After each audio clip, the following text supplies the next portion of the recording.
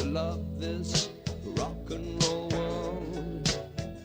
Now I love this suicide world. But there's one thing. Las protestas raciales en Estados Unidos, originadas por el asesinato de George Floyd a manos de un policía, se han extendido por el mundo. En medio de la crisis del coronavirus, esta inmensa revuelta social también pone en evidencia la desigualdad, como la pandemia ha atacado a las minorías negras y latinas. En el Perú, muchos se solidarizaron con el movimiento y hasta pusieron sus pantallas de Instagram en negro con el hashtag Black Lives Matter. Este acto valiente de desprendimiento, sin embargo, generó algunas críticas. Podríamos resumirlas así.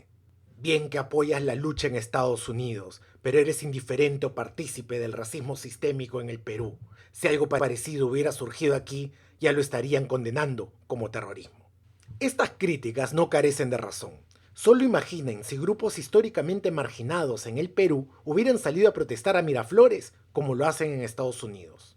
Muchos apoyarían una represión inmediata.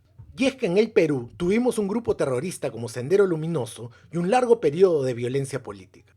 Esto ha hecho que cualquier intento por cambiar las estructuras sociales sea llamado terrorismo. Pero más allá de eso, el peruano que apoya el movimiento norteamericano desde sus redes sociales podría defenderse diciendo: no es lo mismo, en Estados Unidos la esclavitud contra los negros fue brutal, pero aquí no hay ese racismo. Aquí todos somos cholos, mestizos. El que no tiene de inga, tiene de mandinga. Se ha escrito mucho sobre cómo el discurso del mestizaje justifica el racismo, así que no voy a extenderme sobre eso. En términos prácticos, en el Perú el racismo está naturalizado. Por ejemplo, aquí todavía genera debate si es que los personajes de la paisana Jacinta y el negro Mama son racistas. Ahora, no me malentiendan, no voy aquí de moralista. Yo crecí en el Perú de los 80s y los 90s, cuando el discurso público era mucho más conservador que hoy, y pocos disfrazaban sus prejuicios. No se mueve. Creo que lo hemos matado. Bien hecho, por favor.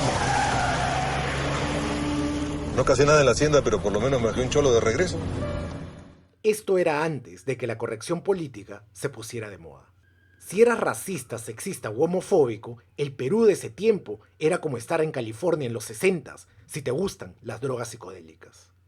Y uno, por más que lo intente, no puedes percudirse completamente de eso. Por más que vayas de progre, hay prejuicios instalados en ti. Eso no te convierte inmediatamente en un miembro del Ku Klux Klan, Rafael Rey, Cipriani o Philip Butters. Hace varios años entrevisté a Enrique Sileri, el legendario director de la revista Caretas, quien ya falleció. Y me dijo que algo que había aprendido en su larga trayectoria como periodista era lo difícil de encontrar un personaje que sea malo malo o bueno bueno. Porque las personas están llenas de grises. Y los ejemplos abundan.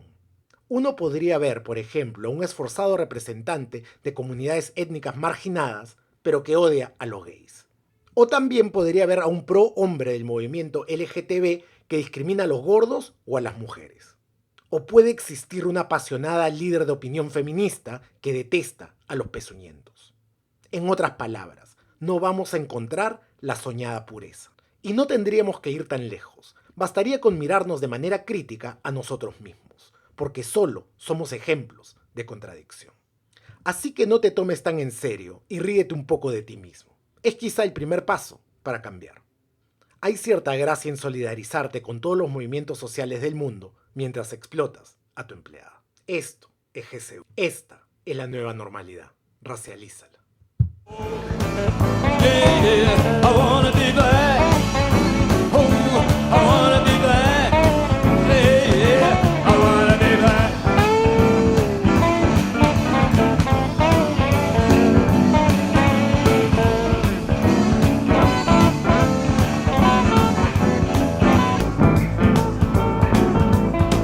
I wanna be black, wanna be like Martin Luther King and get myself shot in the spring.